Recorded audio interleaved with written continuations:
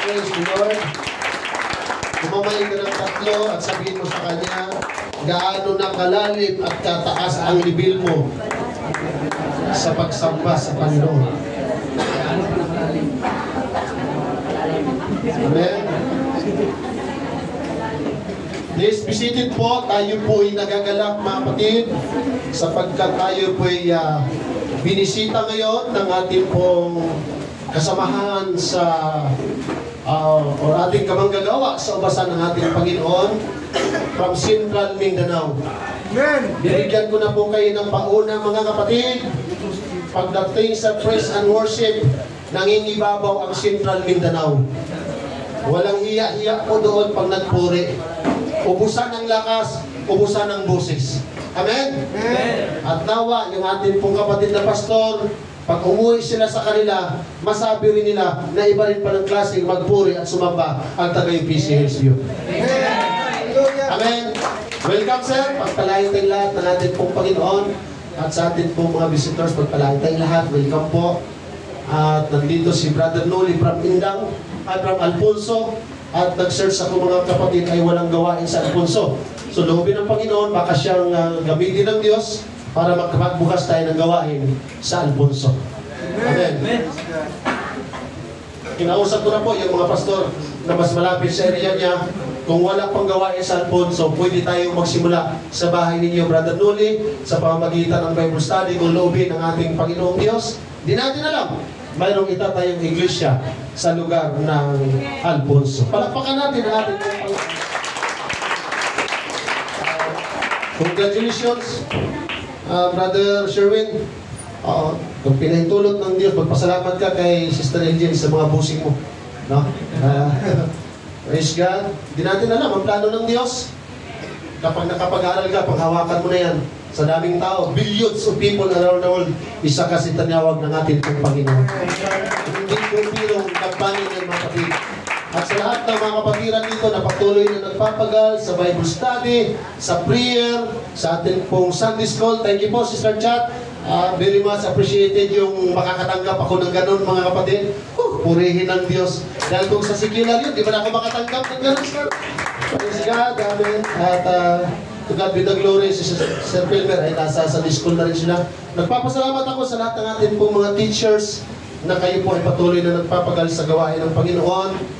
And to God be all the glory. Mamaya po sa afternoon service sa Malayinin ay mayroon pong talagang punong-puno na rin doon. And we pray na yung ating mga instruments na nakatambay, naka-stack ay magamit na rin, mga kapatid. No? So maraming aatin rin doon mamaya sa ating pong afternoon service. And then si Sister Judilyn ay gagawa na po siya ng proposal leader na tayo po ipayagan na magkaroon tayo ng afternoon service dito, mga kapatid. Para dahil hindi na tayo magkasya kung makaatin lahat ng kapatiran. So kung sino yung pang-umaga, kung sino yung panghapon, pero winawaringan ko na kayo, mga kapatid, sa panghapon, medyo bawas na tayo sa ating pong mga instruments. Baka pwede is wala nang masyadong ano. Pero pag-pray pa rin natin na yung ayaw dyan, yung nag-iingayan, ay sa sunod gusto na nag-iingay. Pag-pray natin yun, mga kapatid. Amen? Kasi nakasulat talaga sa Bible, pag tayo sa samba, sabi dyan, make a joyful noise. Amen? Walang simbahang totoo na makalangit na tahimik.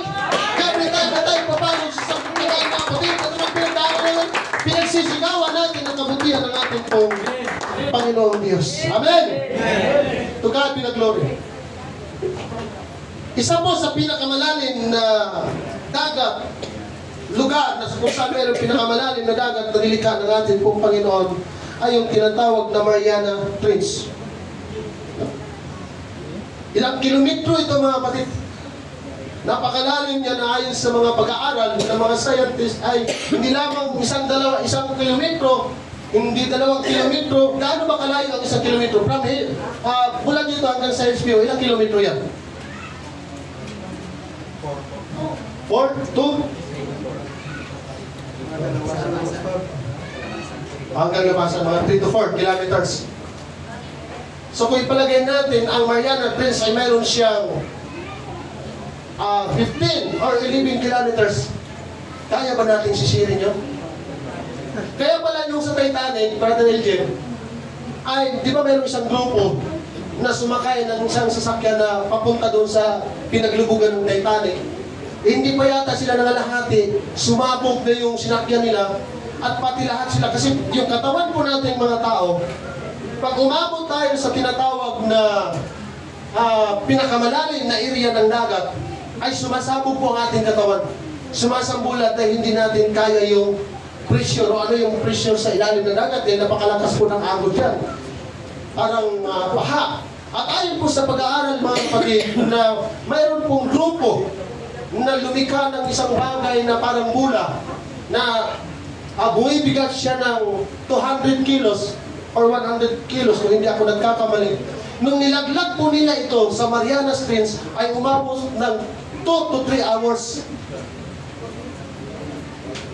So gaano siya kalalim? Pag ang bato mga kapatid, nasa tuktok ka ng 27th floor na building, pag inihagis mo yan, halos wala pang 1 minuto, 2 minuto, nasa 30th floor ka, nasa lupa na, in General Jumer. Diba? Pero ito 3 oras. So gaano kalalim?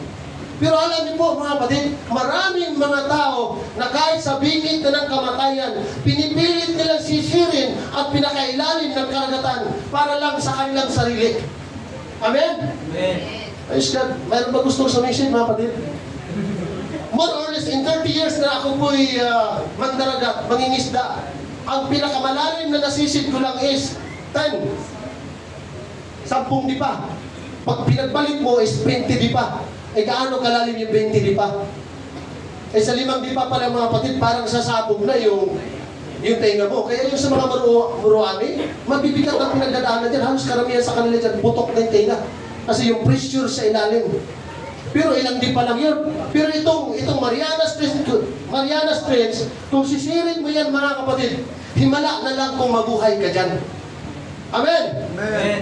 Kaya ang sabi dyan, huwag kang maniwala kapag sinabi niya mas malalim pa sa dagat ang pagmamahal mo sa kanya. Pagmamahal ka sa Oh, hallelujah!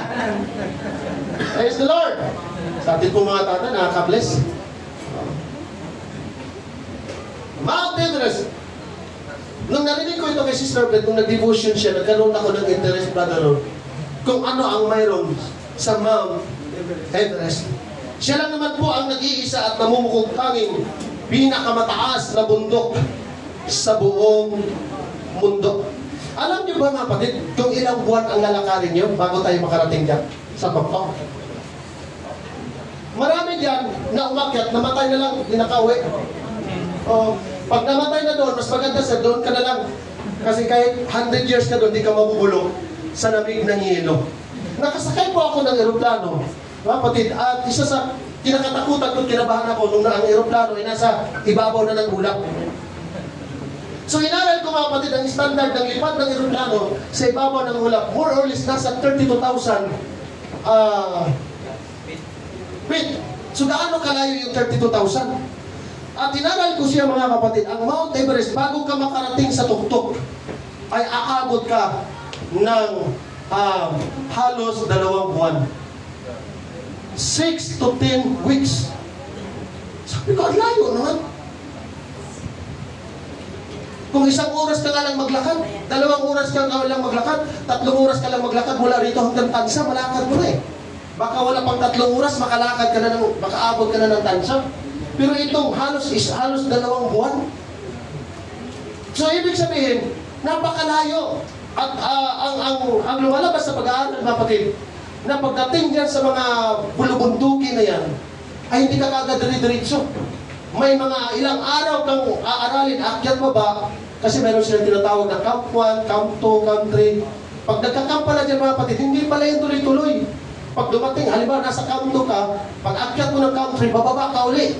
Kailangan sanayin mo yung katawan mo doon sa klima ng Mount Everest hanggang sa makaabot sa tuktok. At marami pong namatay dyan, mga kapatid. Bakit po natin ito inaaral? Kasi po marami mga taong sumisisig sa ilalim ng dagat para lang sa kanilang sariling kasikatan. May mga taong umaakyat sa bundok ng Mount Everest para lang sa kanilang kasikatan.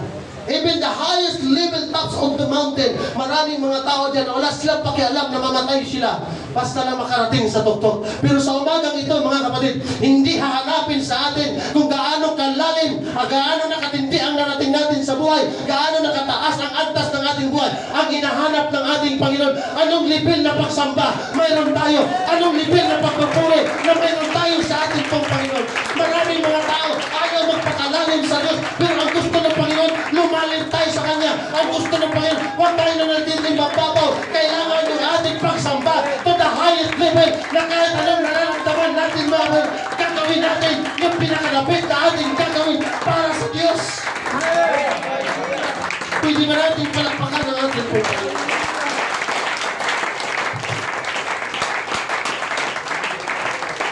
In the book of Isaiah chapter 1, nalungkot po ang ating Panginoon sa araw-araw na ginagawa ng bayang Israel. Dahil ang pagsamba ng araw, kailangan mayroon kang ihahandog. Marami silang mga piyesta na pinaghahandaan. Marami silang mga pag-aalay. Pero ang sabi ng Panginoon, sawang-sawa na ako sa inyong mga pagsamba. Sawang-sawa na ako sa inyong mga alay. Ito yung hinahanap ng Diyos eh. Na mayroong sumasamba sa Kanya, na mayroong nag-aalay sa Kanya. Pero bakit nagsasawa siya? Sabi niya, sawang-sawa na ako sa ginagawa ng bayan Israel. Sumasamba sila, naghahandog sila. Ang nakapagtataka, bakit nagsasawa ang Diyos? Dahil mga kapatid, ang Diyos pala, hindi lamang basta tinitingnan ang ating pagsamba, hindi lamang basta tinitingnan ang ating mga inaalay, tinitingnan ng Diyos ang ating pong mga puso. Dahil maraming mga taong sumasamba, ang puso malayo sa Diyos. Maraming mga tao na nagbibigay, tumutulong sa gawain ng ating Panginoon. Pero yung kanilang puso ay malayo sa ating pong Panginoon. Ang hinahanap ng Diyos, kapatid, hindi lamang tayo nakikita every Sunday, pero yung ating puso ay bukas para sa pagsamba sa pangalan ng ating pong Panginoon. Amen. Ilang simbahan mayroon ang buong mundo, ilang religion mayroon ang buong mundo, ilang katao, gaano karaming tao ang sumasamba ngayon. Pero ako'y naniniwala, hindi nalulugod ang Diyos. Ang nalulugod ang Diyos, kahit hindi tayo ganun karami mga kapatid, pero yung puso natin ngayon ay bukas para sumamba, bukas para sa presensya po ng ating pong Panginoon.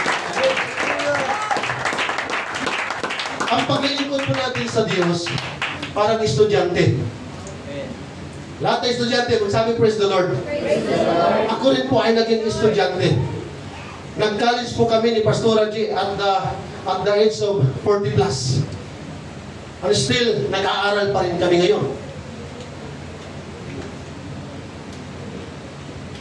Nasusubukan ko sa akin pag-aaral, mga kapatid, na laging present. Pero absent ang aking pag-iisip.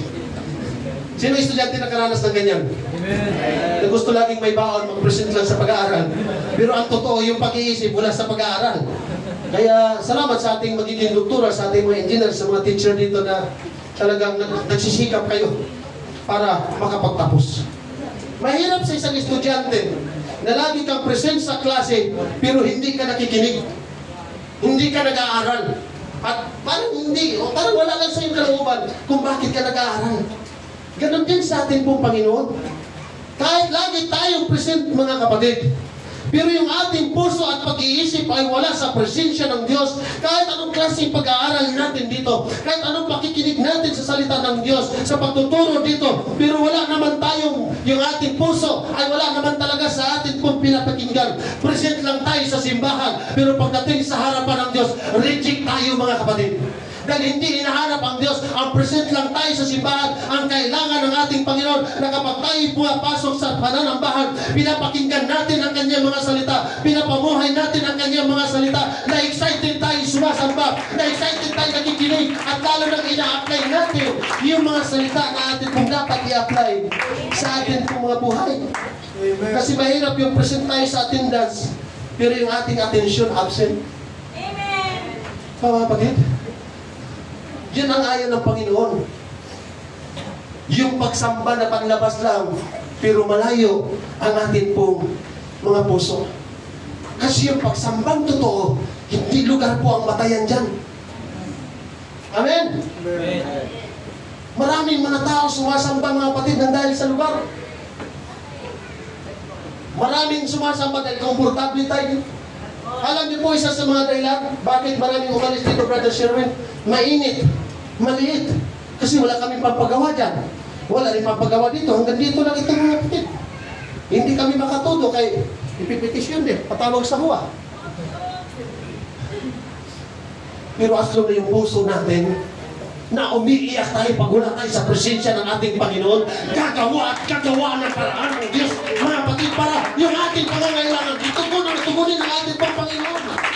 Huwag tayong sumamba ng dahil sa lugar. Huwag tayong sumamba ng dahil sa aircon. Huwag tayong sumamba dahil magaling ang nagtuturo. Sasamba tayo dahil sa Diyos na ating pong pinag-lilingkuran natin.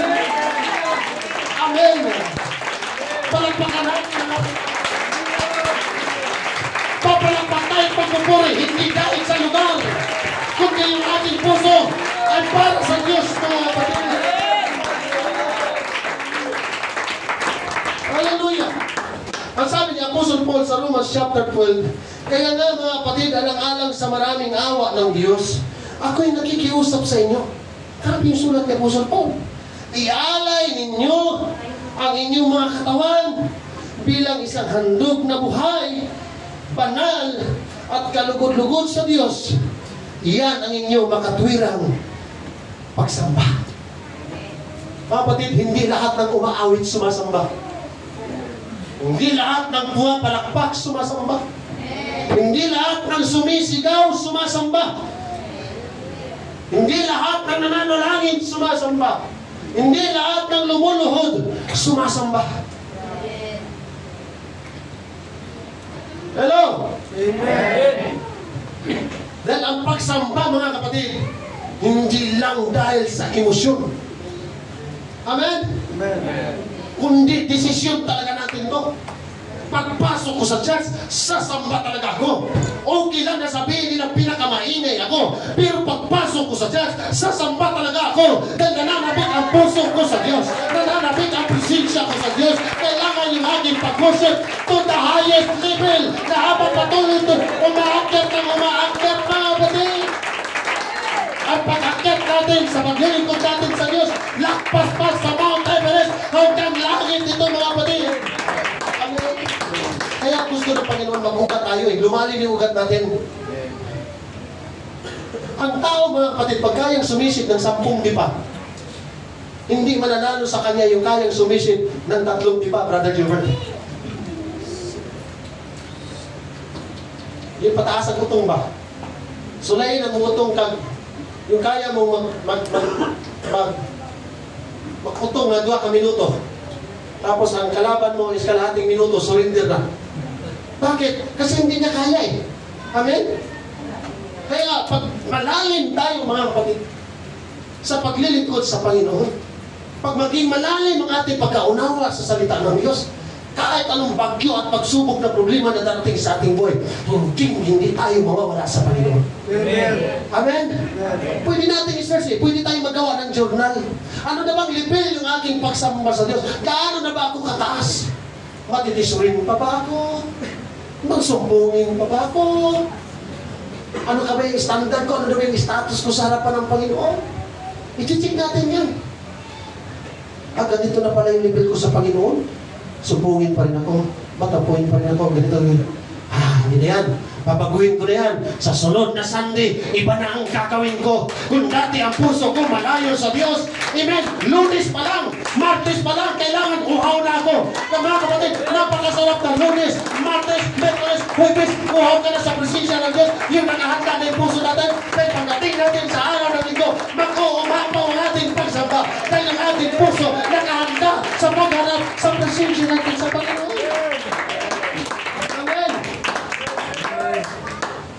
Huwag tayong sumamba dahil mag-iisip tayo, kailangan sumamba ako, sisigaw ako, para may pagpapala ako. Mali yun mga kapatid. Kailangan ko sumamba. Although kailangan natin ng pagpapala. Kailangan lakasan ko yung prayer ko, lakasan ko yung awit ko, lakasan ko yung gagawin ko. Dahil may tatanggapin akong pagpapala. Alam ba natin mga kapatid, na hindi pa tayo nananalangin, hindi pa tayo nagpuri sa Diyos, hindi pa tayo sumasamba sa ating Panginoon, grabe na ang pagpapala ng Diyos. Kaya every time na tayo papasok sa pagsamba, magpasalamat na tayo sa Panginoon dahil meron tayong mga mahal sa buhay na hospital, pero nagsupply ang Panginoon. Kailangan mo ng pera, bibigyan ka pa ng ibahit ng ating pong Panginoon. Sabi Sabi po ni Nanay Delia, dahil kinumusta ko po ang kalagayan ni Tatay Rumi. Sabi niya, Pastor, dahil nagpasalamat po sila doon sa financial na tulong na pinadala natin, kapatid. Sabi niya, Pastor, kahit walang financial, okay na. Dahil nararamdaman ko yung baka prayer ninyo. Bisa na ako, Brother Sherwin, gihutoy. Mag-isod kong mag-pray kay medyo maluwag yung mga tornilyo ko sa dibdib, mga kapatid. Kailangan ko ipag-pray ang sarili ko, kailangan ko rin ipag-pray sa Tatay Rumi. Sabi ni Sister Delia, Pastor, nararamdaman ko talaga yung prayer. Yung mga prayer ng kapatiran. Bakit po? Ang dami nang namatay nakasabay ni Tatay Rumi. Hanggang ngayon si Tatay Rumi buhay pa. Ay, inahintay na lang natin kung anong resulta sir. Kung pagalingin. Pero antipay. Hanggang ngayon buhay pa. Halos lahat ng kasabayan, Sister Jen, patay na. Diba, Sister Ellen? Paano kaya kung doon sa namatay, nakasama si Brother Jimmy? Makapag-praise the Lord, hallelujah pa kaya tayo? Kaya every time, na kahit mayroon tayong pinagdadaanan, every time na tayo sasamba, magpasalamat ka na sa ating pong Panginoon. Dahil from Monday to Saturday, hindi tayo pinapayaan ng Diyos.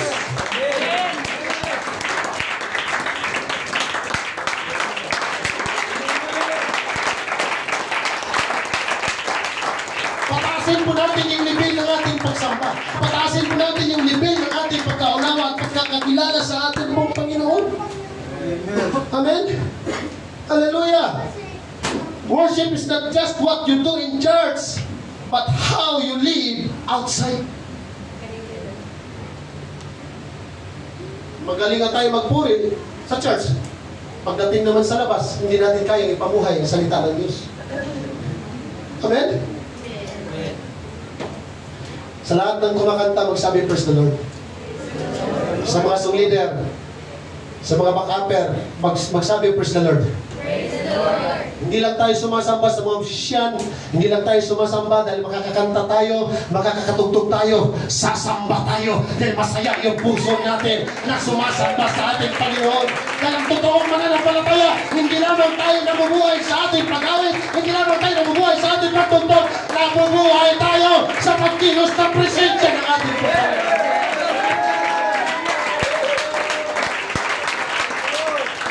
Kahit may sakit tayo, pag kaya natin sumamba tayo at pagpuri sa ating pong Panginoong Diyos. Amen. Amen. Hallelujah. Kailangan makita sa atin mga kapatid ang kabanalan. Kailangan makita sa atin yung katapatan, yung kabutihan ng Diyos. Amen. Amen. Si Abel, bakit tuntua ang Panginoon sa alay ni Abel? Dahil pinaka-the best po ang binigay ni Abel. Amen? Amen. Hindi siya nagbigay ng mga sakiting. Hindi siya nagbigay ng mga reject. Kaya tinanggap niya ang handog ni Abel. Dahil ibang klaseng level, to the highest level, ang pagsamba ni Abel sa Diyos. Amen. Eh si Cain, anong ginawa? Naghandog rin siya sa Panginoon. Nag-aalay rin siya sa Panginoon. Pero bakit hindi tinanggap ng Diyos? Dahil nakita ng Diyos na hindi maayos ang puso ni Abel.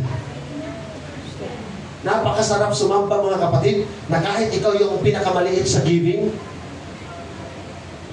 kahit ikaw na yung pinakamaliit, kahit piso yan, kahit 5 piso yan, pag nakita ng Diyos yung puso mo na masaya ka sa ginagawa mo para sa ating Panginoon, lilingapin ng Diyos mo. Amen.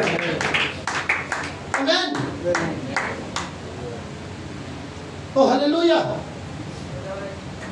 Kaya hindi lahat ng sumasamba, lahat ng pag-aalay natin kalugod-lugod sa Diyos, mayroon din pong reject sa ating pong Panginoon. Ito yun mga. Kaya napakabalag yung mga taong patuloy na nagtatapat sa ating pong Panginoon. Amen. Yes, God. Mahirap pag-apply sa trabaho na alam mong reject ka. Start shot, no? Minsan, gigising ka ng maaga, gagastos ka ng pamasahe, tapos reject ka pala.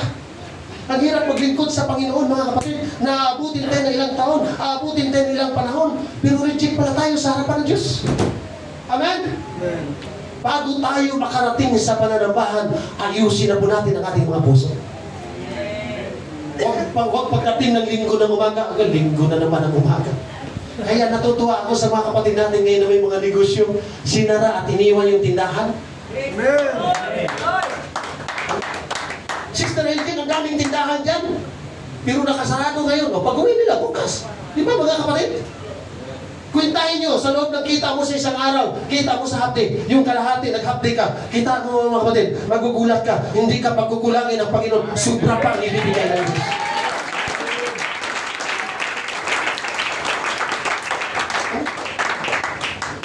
Pinaglob eh. Ganun po kabuti ang Diyos natin kung pinaglilingkuran. Amen. God is good all the time and all the time God is good. Pero hindi ito nauunawaan ng iba. Kaya mga kapatid, pagising ng linggo ng umaga, ano ba yan? Magkatul-katul pa? Linggo na naman. Naranasan ko rin yan mga kapatid. Ano ba yan? Prayer na naman? Sir? Ano ba yan? Devotion na naman? Ano ba yan? Evangelism na naman? Ang dami kong ano ba yan dati mga kapatid. Pero ngayon, isa lang ang masasabi ko, sir. Makakapagsabi ako, ano ba yan? Hindi ako nakakarating ng sambahan. Napakasaya po mga kapatid na Huwebes, Biyernes, yung ating puso, excited na, masaya na, nakaplansa na yung ating damit. Pagpasok natin every Sunday, kahit may problema ka, hindi kayang hadlangan ng kaaway ang pagpupuri natin to the highest level kasi yung puso natin handang sumamba. Amen! Kasi po yung pagsamba natin, yung totoong pagsamba sa Diyos, hindi lang siya entablado. Kailangan maaga ako kasi inasayan ako ni Pastor. Ulitin ko po mga kapatid, ang totoong pagsamba ay hindi nakikita kung nakatayo tayo o hindi. Alam niyo po, mayroon tayong kapatiran ni kahit kailan, nag-senior na lang sa church, sister chat. Hindi man lang nasahin mag-devotion, ni hindi na makapaghandog awit. Kasi sabi niya, Pastor, napakaganda ng awit, kung ako pa-awitin niyo dyan, masisira ang awit.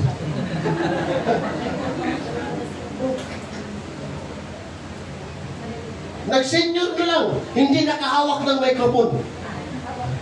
Pero pag tiningnan mo yung record, number 1.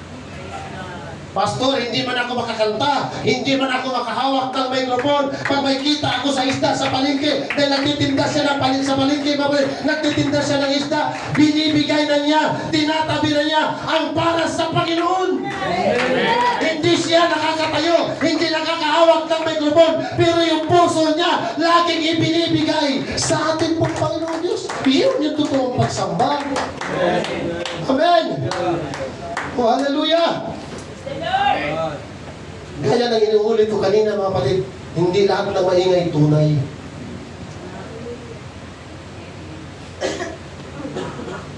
Lahat ng maingay, sabi ko, Lord, sabi mo, murag hina-hina, ay maghahanlog po kayo son. Ano mga hanlog panta? Amen! Walang kwenta ang Diyos pag walang ingay. Walang kwenta ang Diyos pag walang maingay. Kaya hinahanap ng Diyos ng Diyos na pananambahan yung mga taong may a joyful noise and the presence of the Lord. Amen. Kailangan lamang po mag-level up yung ating pong paglilingkod sa Diyos. Dahil yung hinahanap po ng Panginoon sa atin mga kapatid ay katapatan. Hallelujah!